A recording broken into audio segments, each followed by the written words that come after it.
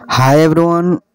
जैसे कि बहुत ही बड़ी न्यूज़ निकल के सामने आ गई है दोस्तों, तो मैंने सोचा कि इस वीडियो के माध्यम से आपको जानकारी दे दूं। तो चलिए वीडियो को शुरू करते हैं।